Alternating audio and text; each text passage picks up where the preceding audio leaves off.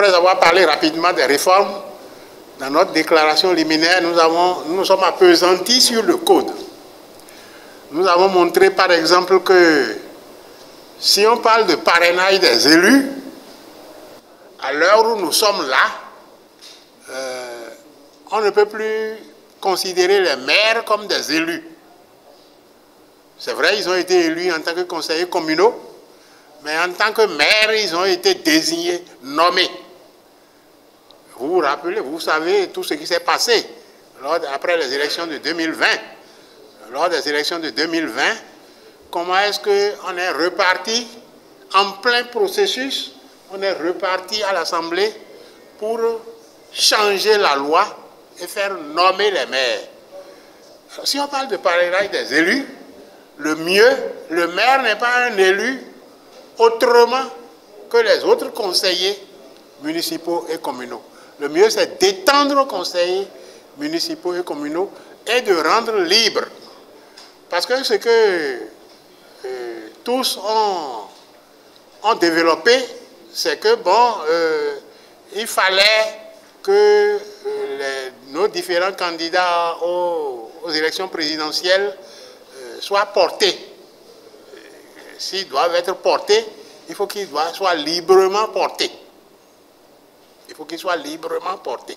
C'est pour ça qu'il faut que ce soit libre. C'est ce que nous défendons.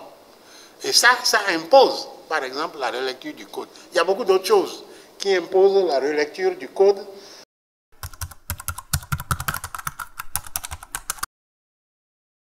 Le cadre de concertation des forces politiques de l'opposition, pas plus que le parti MPL, ne peut s'adouber des propos du professeur à cette conférence. D'abord, il faut dire que la conférence au départ, qui est convoquée par l'Institut des artisans de paix du Champ d'Oiseau, se veut un cadre, un creuset de réflexion scientifique et non politique.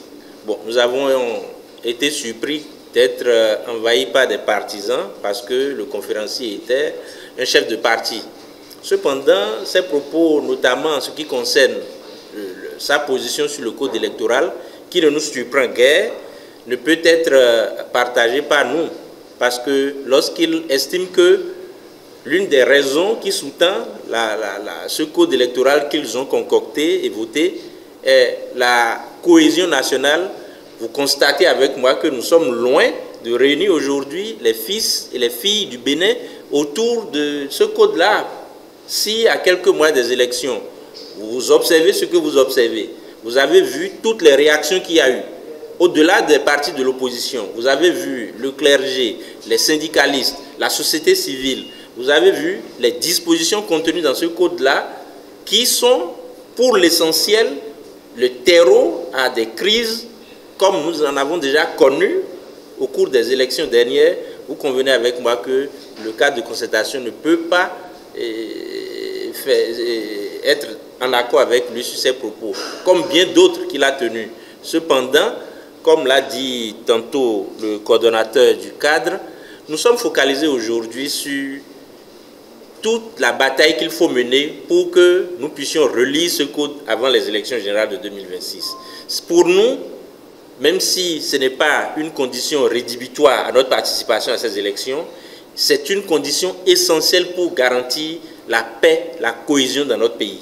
Pour que nous ne puissions pas revenir en arrière, nous ne puissions pas s'aborder les acquis de cette conférence nationale. Et d'ailleurs, au sein de la même mouvance, vous savez déjà que d'autres voix s'élèvent contre ce code-là. Suivez mon regard, ce n'est pas l'objet de notre conférence de presse aujourd'hui. Nous sommes dans une bataille, nous allons avancer progressivement et je pense que le temps va ramener la sagesse dans leur esprit pour que le Bénin puisse triompher. Voyez-vous, aujourd'hui, les défis sont énormes.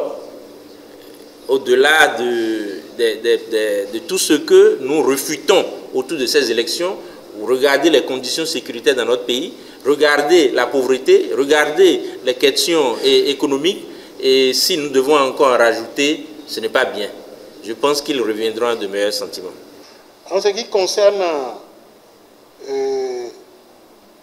le certificat de conformité, effectivement, ils en ont parlé tous. Nous n'en avons pas fait cas ici, mais c'est évident que le certificat de conformité a été inventé juste pour bloquer les partis de l'opposition. Je dis ça pour un certain nombre de raisons. Et la raison principale, c'est que on n'a pas souvent été attentif au développement que nous faisons. En 2019, tous les partis de l'opposition qui dénonçaient le certificat de conformité, tous ces partis se sont activés pour l'avoir. Il y a eu des allers et retours vis-à-vis du ministère des Finances. Je me rappelle, le parti FCBE à l'époque avait même commis un huissier. Parce que finalement, le ministère ne répondait plus, les dossiers étaient déjà bons, il n'y avait plus aucune critique, mais le certificat n'a pas été délivré jusqu'au bout. Jusqu'au bout. Donc, c'est maintenant de nous dire que c'est juste pour voir si, comme la bouteille d'eau là, pour voir si à qui il faut donner. Non, pour dire que il faut que ce soit qu'on voit si les gens sont conformes. Non. Dans la mesure où le délai que vous avez fixé pour avoir le récépissé, ce délai court encore, les partis sont légaux et peuvent se présenter. Et contrairement à l'exemple qui a été donné, l'exemple de la carte d'identité, à l'examen, on contrôle si l'élève a si le candidat a sa carte d'identité. On contrôle, on passe et on regarde si c'est bien ce candidat qui est assis. Et on contrôle sa carte d'identité. Mais dans la mesure où ceux qui doivent admettre vos dossiers l'ont admis, le jour des élections, personne ne contrôle si vous avez reçu telle ou telle chose. On va voter un point, c'est tout. Par conséquent, l'exemple ne marche pas. L'exemple ne marche pas. Les partis avaient la latitude d'aller aux élections avec leur ancienne étiquette. En plus, ils ont tout fait pour avoir le certificat de conformité et le ministère de l'Intérieur a bloqué. Quand les Moukpe et Yarou ont voulu avoir le récépissé de FCBE, ils n'ont pas constitué d'autres dossiers. C'est les dossiers que nous avons faits pour avoir le certificat de conformité. On leur a dit, vos dossiers sont déjà bons. Vos dossiers sont déjà bons. Et on leur a donné le récépissé. Par conséquent, ça a été inventé pour recaler les partis de l'opposition, pour exclure les partis de l'opposition. C'est vraiment le terme à utiliser. Bon. En ce qui concerne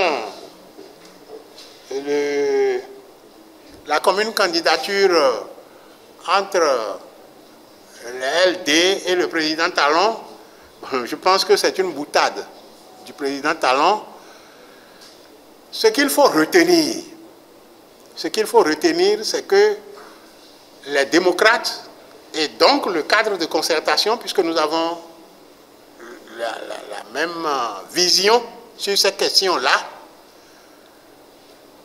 nous sommes totalement opposés à la méthode, à la philosophie même du pouvoir de la rupture. Par conséquent, notre candidat ne sera jamais une continuité du pouvoir de la rupture. Ça là, c'est ce qu'il faut entendre clairement. C'est ce qu'il faut entendre clairement. Si le président Patrice Talon se range sur notre candidat, ça veut dire qu'il aura changé de camp. Il aura quitté son ancienne posture, ses anciens partisans, et il se sera rangé sur notre philosophie. Mais attention, avec les questions de ruse, nous ferons très très attention à cela. Ça ne veut pas dire que nous allons bondir de joie et applaudir immédiatement parce que nous connaissons les questions de ruse et de raille après. Par conséquent, ces affaires-là, je pense qu'il vaut mieux ne pas trop y penser. Vous avez soulevé tantôt l'article 93. Lorsque nous avions rencontré la Sénat, nous avons posé le problème. Elle-même trouve qu'il y a problème. Parce que vous ne pouvez pas faire les PV de compilation au niveau de l'arrondissement en nombre insuffisant, alors que c'est la pièce qui va servir à nous départager en cas de difficulté, en cas de contestation devant les juridictions. Ça, là, seul au moins saute à l'œil que le code nécessite une relecture. Bon, je pense qu'ils comprendront. La liste électorale également, les morts qui sont déçus, la question que nous avons soulevée tantôt, la liste extraite qui sera extraite à 180 jours, c'est-à-dire en novembre 2025, alors que après, en avril, il y a un deuxième scrutin. Ceux qui, dans ce laps de temps, auront la majorité, comment est-ce qu'ils seront pris en compte? Tout ça, c'est des questions qui nécessitent qu'on s'asseye. Vous comprenez alors les raisons qui motivent notre insistance à demander qu'on puisse s'asseoir d'une manière ou d'une autre. On a parlé de dialogue, on a parlé d'assises, on a parlé de tous les mots que vous voulez, qu'on s'asseye et qu'on étudie ces questions-là ensemble. Si on est des gens qui ne se retrouvent pas sur la liste, 3 mois après, doivent participer à un scrutin, qu'est-ce qu'on leur... Il y a un problème par rapport devant la loi, il y a une rupture d'égalité par rapport à la loi même, à notre constitution. Nous allons les priver du droit de vote. Bon, comment est-ce que ça va se faire? Toutes ces questions, c'est en nous asseyant et en les abordant de façon responsable que nous pourrons trouver une solution. Bon, les duos de candidature, je pense que à l'intérieur des formations politiques, un travail se fait et ne peut pas être, comme vous le savez très bien, ne peut pas être ce travail ne peut pas être mis du moins sur la place publique. Souffrez de constater que lorsque les discussions atteindront le niveau de maturité qu'il faut pour être rendu public, vous commencerez à en avoir les échos. Ce qui est sûr, l'opposition est en train de s'organiser pour être présente à toutes ces échéances-là, puisqu'il s'agit des élections générales.